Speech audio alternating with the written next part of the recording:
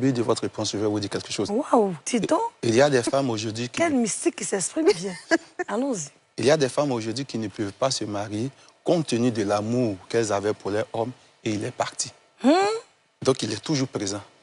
Quoi? Voilà. Mais il est toujours présent. On veut le chasser, on veut quoi? Non. Il faut forcément quelqu'un qui est habilité à le faire. Sinon, cette femme-là, quels que soient ceux qui vont t'approcher, tu ne pourras jamais te marier. C'est pareil aussi pour certains hommes. La femme est toujours là. Moi, j'ai vu des femmes, elle va chez l'homme parce que l'homme, il a perdu sa femme, elle se retrouve dehors.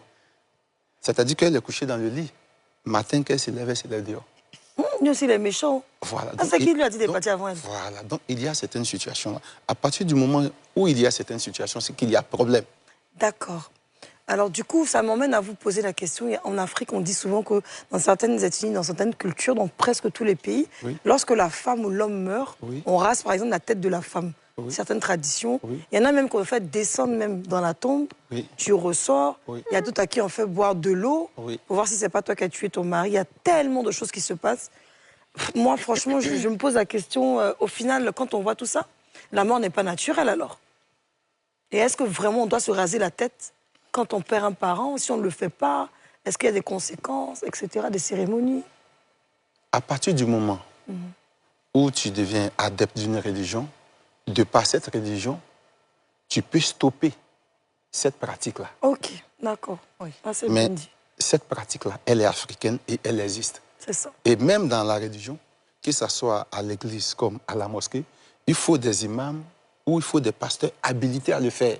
Si c'est un pasteur ou bien c'est un imam qui n'est pas habilité à le faire, qui n'a pas les compétences, toi, la femme, tu auras toujours des problèmes. Donc, à partir du moment où ce travail est fait, tu n'es plus lié à cette tradition. Mais nous qui sommes dans la tradition, ce sont des choses qui se font. Chez nous, par exemple, au pays d'Ida, quand tu perds ton père ou ta mère, tu ne rentres pas au cimetière. Tu t'arrêtes à l'entrée. Et vous, les enfants, vous vous retournez. Quand vous allez enterrer une personne et que vous revenez, il y a des feuilles que vous connaissez qu'on appelle l'ISO. Ce sont des feuilles de purification. On met ça dans un seau et vous tous qui êtes allés au cimetière, quand vous venez, vous prenez ces feuilles-là et vous faites votre ablution. Comment on utilise ça? La feuille, on la cueille, on met dans l'eau, ou bien on écrase, on connaît avoir des tips? Non, ce que je vais dire maintenant peut-être n'est pas une pratique universelle, mais c'est une pratique selon moi, mes parents disent. Voilà, les parents prennent le seau d'eau, ils prennent directement les feuilles, ils plongent les feuilles dans l'eau. C'est ça. Et c'est cette eau-là maintenant que chacun vient, il prend, il fait ses ablutions. Tu laves tes pieds, tu laves tes mains, tu laves ta tête, et puis voilà, tu retournes. D'accord. J'ai une question. Alors, si on suit votre logique, que certains morts, en tout cas, ne montent pas tous au paradis, enfin, selon ce qu'on dit, en paradis ou en enfer, si on